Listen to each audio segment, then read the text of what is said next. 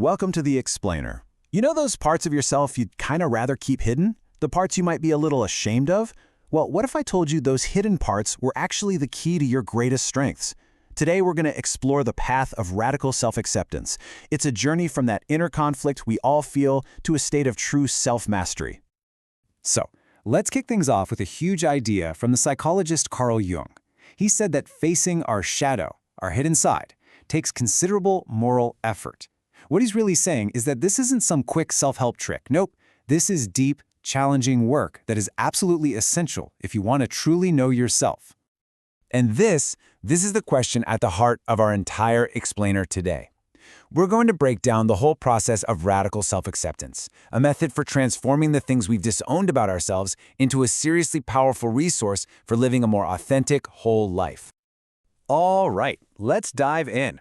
To even begin to understand this journey of self-acceptance, we first have to get acquainted with the parts of ourselves we've been trying so hard to avoid. Jungian psychology has a name for this hidden territory, the shadow. And it's crucial to get this. The shadow isn't evil. It's just everything. The good, the bad, the powerful, the vulnerable, all the stuff we've pushed away and said, nope, that's not me. It is, literally, the disowned self.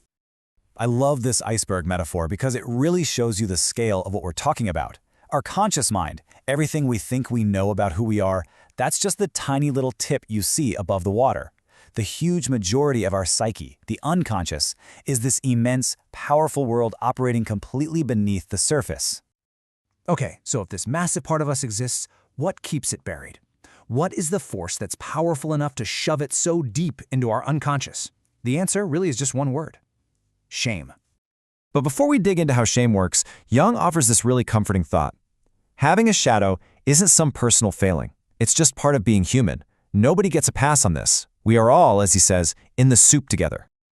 So think of shame as the bouncer at the nightclub of your conscious identity. It stands at the door and decides what's acceptable enough to come inside and what has to be thrown out into the dark alley of the unconscious. Why?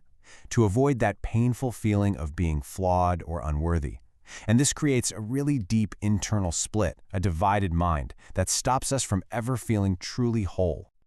So this leads us to the most important question of all. If we've got this powerful shadow and it's guarded by shame, what do we do about it? You can't just fight it. The secret is to transform it through a process that's kind of like a form of mental alchemy. And you know, this is not a new idea. Ancient wisdom, like this quote from Bodhidharma, tells us that suffering isn't something to just get rid of. It's the actual raw material, the seed that forces us to grow and find wisdom. And this is just fascinating, right? Look at where these ideas are coming from. Zen Buddhism, Western traditions like the Lemma, and modern psychology from Jung. They all took completely different roads but arrived at the exact same place.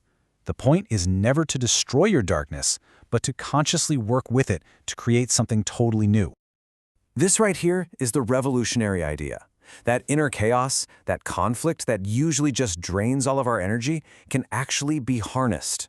The moment we turn and face it consciously, it becomes this incredible source of power, helping us figure out who we are, set boundaries, and find a real, deep sense of purpose. Okay, this all sounds amazing in theory, but how in the world do you actually do it? How do you turn this philosophy into something practical? Well, that's what we're getting into next, the practice of literally forging a new mind. The ancient Greeks had this perfect word for the process: metanoia.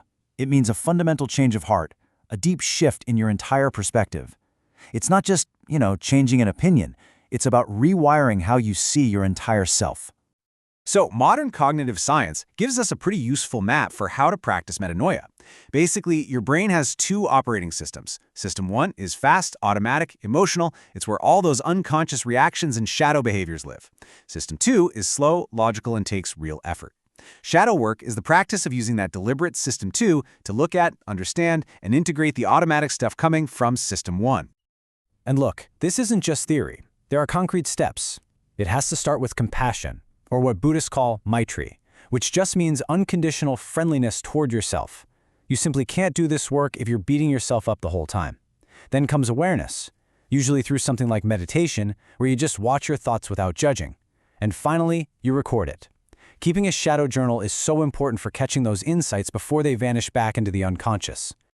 So after all of this really challenging work, the compassion, the awareness, the integration, what's the reward? What's the end goal of this whole path? Well, the goal is nothing less than wholeness. By integrating the shadow, we heal that divided mind we talked about. You go from a state of inner civil war to one of psychological unity, or what you could call a sovereign self. But here's the stark reality of this journey, and this is pretty staggering. According to developmental research, this state of a mature, integrated self is incredibly rare. It's estimated that fewer than 5% of people ever actually get there, which just goes to show you how difficult and how incredibly worthwhile this work really is. And this is what that integrated state actually feels like. It's a deep inner peace. It's that feeling of finally being at ease in your own skin. I mean, just imagine all the energy you used to spend fighting yourself and pushing down your shadow.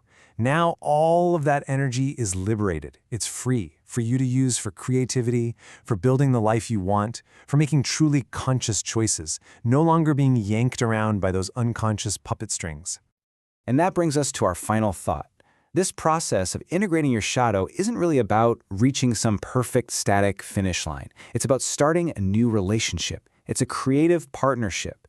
So the real question isn't just about healing your past, it's about what you and your newly integrated self are going to build for the future.